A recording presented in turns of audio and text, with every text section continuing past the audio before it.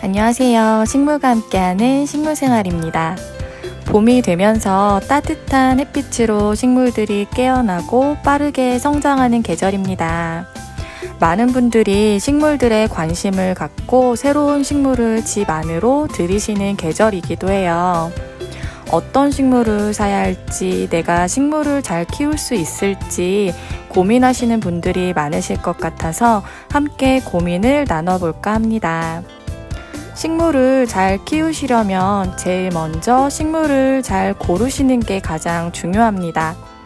식물을 잘 고르시려면 구입하시기 전에 식물의 특성이나 키우는 방법을 먼저 알아본 뒤에 구입하시기를 권해드립니다.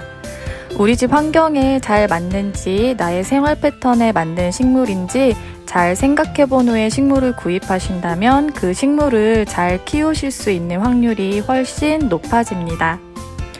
우리 집 환경이라고 하면 여러 가지 요인이 있을 수가 있는데요.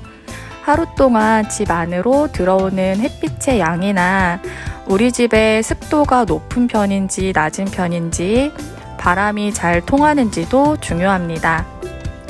첫 번째로 식물들마다 필요로 하는 햇빛의 양이 다른데요. 직광을 좋아하는 식물이 있기도 하고 방그늘에서도 잘 자라는 식물도 있습니다.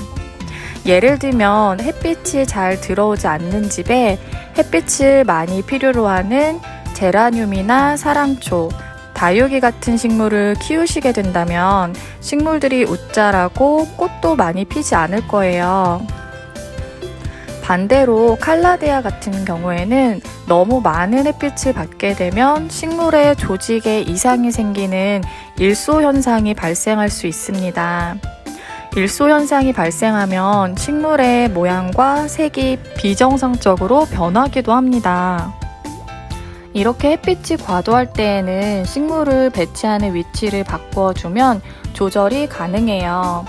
그런데 집이 북향이라 해가 잘 들어오지 않는 곳이라면 식물 등을 설치해서 식물을 키우실 수가 있습니다.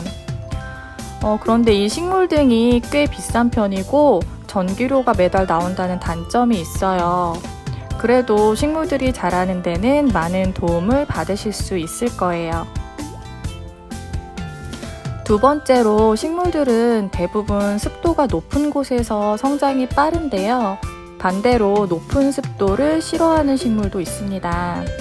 대표적인 식물이 바로 다육식물들과 선인장 종류입니다.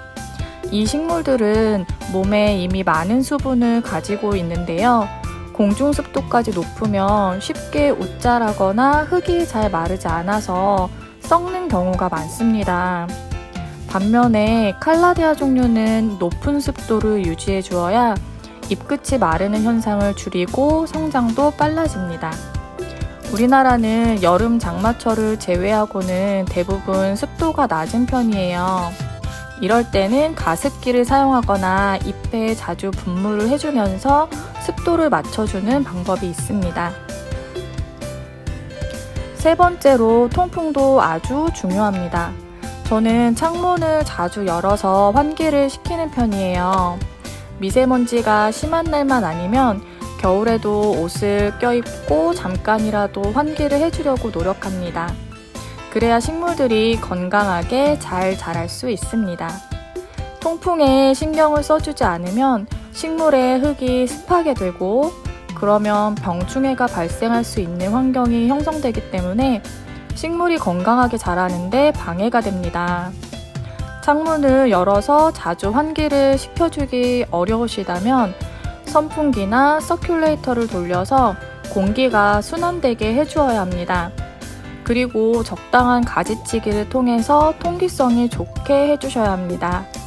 통풍을 신경 쓰기 어려우시다면 식물을 고르실 때 병충해에 강하고 건조에도 강한 식물을 골라야 더 오랫동안 함께 하실 수 있습니다. 세 가지 환경에 맞는 식물을 생각한 후에 그 중에서 나의 생활 패턴에 맞는 식물을 고르실 수 있을 거예요. 물을 자주 주는 편이신지 아니면 너무 바빠서 물을 챙겨주기 어려운 분이신지 본인의 생활 패턴을 생각해 보시면 좋을 것 같습니다. 물주기를 좋아하는 분이시라면 율마나 유칼립투스, 고사리류와 같은 물을 좋아하는 식물을 선택하시고, 물 챙겨주는 것이 어려운 분들은 다육식물이나 스투키, 산세베리아나 선인장처럼 오랫동안 물을 챙겨주지 못해도 잘 버티는 아이들을 선택하세요. 그리고 물을 때 맞춰 주는 것도 굉장히 중요한데요. 저는 물을 줄 때 먼저 식물의 잎을 관찰해 봅니다. 잎이 두꺼웠던 아이가 잎이 얇아졌는지, 잎이 축 처져 있는지를 자꾸 보시다 보면 물고픈 상태를 아실 수가 있을 거예요. 그리고 될 수 있으면 욕실로 데리고 가서 샤워기로 잎에 묻은 먼지도 제거해주면서 비를 맞추듯이 물을 충분히 챙겨줍니다. 샤워기의 물줄기를 약하게 틀고 조금 멀리서 주거나 샤워기 헤드를 뒤집어서 주면 정말 비 오듯이 물을 주실 수가 있습니다. 이렇게 여러 가지 식물 선택 기준을 가지고 식물을 고르시다 보면 보통은 대중적이고 흔한 식물들을 선택할 수밖에 없게 되는데요. 그런데 그동안 너무 키우고 싶었던 식물이 있으시거나 얼떨결에 분양받은 반려식물이 있는 경우에는 환경이나 생활 패턴이 맞지 않아도 관심을 가지고 노력하시면 예쁘게 잘 키우실 수 있습니다. 왜냐하면 식물들도 보살핌을 받다 보면 어느 순간 우리 집 환경에 적응을 하기 때문이에요. 식물을 좋아하신다면 해내실 수 있는 정도의 관심과 사랑이니까 꼭 도전해 보시길 바랍니다. 식물을 키우는데 힘들어 하시는 분들도 많으신데요.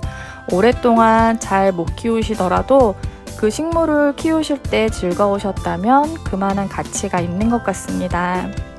그리고 자꾸 키우시다 보면 자연스레 관심이 가고 식물과 정도 들고 그러면서 식물을 자세히 관찰하게 되는데요. 나중에는 특성을 조금씩 알아가게 되면서 식물을 잘 키울 수 있는 밑바탕이 됩니다. 처음부터 식물을 잘 키우시는 분들은 많지 않으실 거예요. 저도 마찬가지로 식물들을 알아가고 있는 중입니다. 일상을 함께하는 반려식물로 식물을 대하고 키우신다면 점점 더 좋은 식물 생활을 하실 수 있을 거예요. 식물 집사의 즐거움을 함께 느끼실 수 있도록 다음 영상도 알찬 내용으로 찾아뵙겠습니다. 오늘도 시청해 주셔서 감사합니다.